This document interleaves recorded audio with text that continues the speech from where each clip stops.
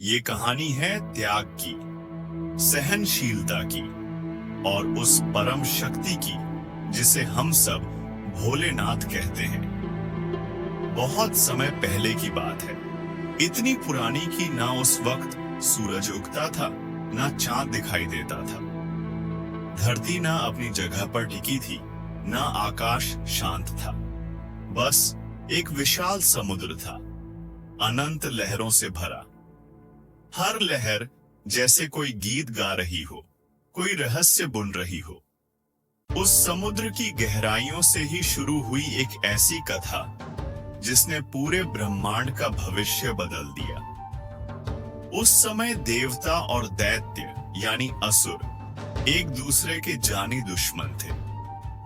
एक को देखकर दूसरा तलवार खींच लेता, पर जैसे ही अमृत का नाम आया, अमृता का वरदान, तो दोनों के दिल में एक ही बात आई, अगर अमर होना है तो समुद्र मंथन करना ही पड़ेगा। अब मंथन अकेले कोई नहीं कर सकता था। जैसे हल जोतने के लिए दो बैलों की जरूरत होती है, वैसे ही इस मंथन के लिए देव और असुरों को साथ आना पड़ा। दुश्मन भी जब एक नेक मकसद के लिए साथ आ जाए तो कुछ भी असंभव नहीं रहता। मंथन के लिए चाहिए था एक बड़ा सा मंथन दंड। बड़े बड़े पहाड़ देखे गए, पर मंदराचल पर्वत ही चुना गया। अब रस्सी कहां से आती? तब चुना गया वासुकी नागराज को।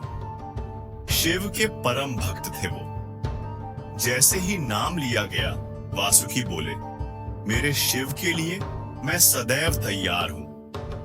कभी कभी भक्ति में भी परीक्षा छिपी होती है। किसे पता था कि इस मंथन से केवल अमृत नहीं निकलेगा, बल्कि विनाश का बीज भी बाहर आएगा। जैसे ही मंथन शुरू हुआ, समुद्र बौखला उठा। लहरें उछलने लगी, जैसे समुद्र खुद भी डर गया हो। देव और असुर एक एक ओर से रस्सी खींच रहे थे। कभी मंदराचल डगमगाता, तो कभी समुद्र से भयानक आवाजें आती। फिर अचानक सबसे पहले जो चीज बाहर आई, वो था कालकूट विष।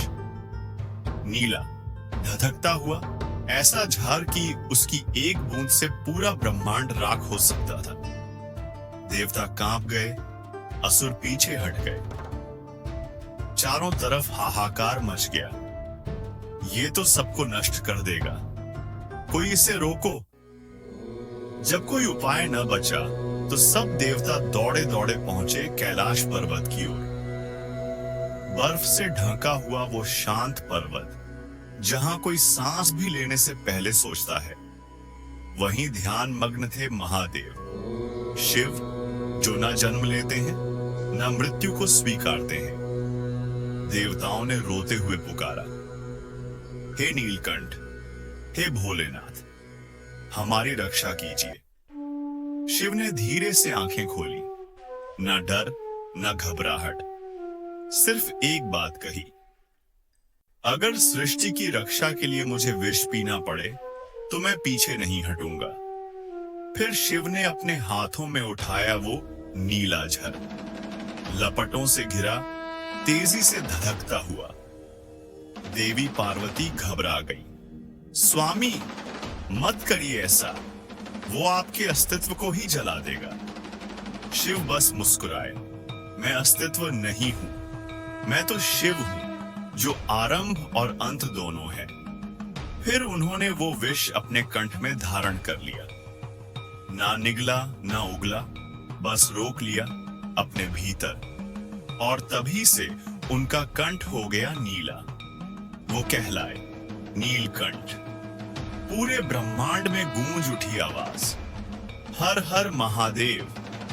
अगर शिव उस झर को निगल लेते तो खुद का सर्वनाश होता, अगर उगल देते तो संसार का अंत हो जाता। इसलिए उन्होंने उसे गले में ही रोक लिया। दर्द भी सहा, लेकिन किसी को कोई हानि नहीं होने दी। यही है शिव की सबसे महानता। अगर वो जहर इतना भयंकर था तो उसे गले में थामे रखना कितना कष्टदायक होगा। शिव की पीड़ा को कम करने के लिए देवताओं ने जल चढ़ाया, बेलपत्र अर्पित किए, धतूरा चढ़ाया, क्योंकि वो विष को शांत करता है। वहीं से शुरू हुई शिवलिंग पर जल चढ़ाने की परंपरा।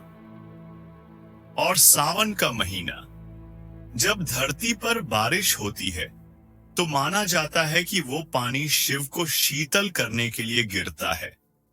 ये कहानी सिर्फ पौराणिक नहीं है, ये आपकी जिंदगी से भी जुड़ी है। जब आपके जीवन में कोई झर आता है, जैसे कोई तुम्हें अपमानित करे, कोई आपको धोखा दे, कोई आपको तकलीफ पहुंचाए, तो आप क्या करते हो? कुछ लोग गुस्से में वो झर उगल देते हैं और दूसरों को भी घायल कर देते हैं। कुछ लोग उसे पी जाते हैं और भीतर ही भीतर जलते रहते हैं। लेकिन शिव, उन्होंने उसे ना उगला ना निगला, बस सह लिया बिना किसी को दुख दिए। यही सिखाता है सच्चा नीलकंठ बनना। त्याग, सहनशीलता और धैर्य, यही असली शक्ति है।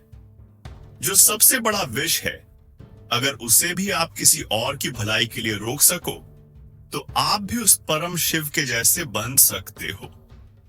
इसलिए जब भी ओम नमः शिवाय कहो तो सिर्फ जाप मत करो, बल्कि वो भाव भी समझो जो शिव ने झर पीते वक्त महसूस किया होगा।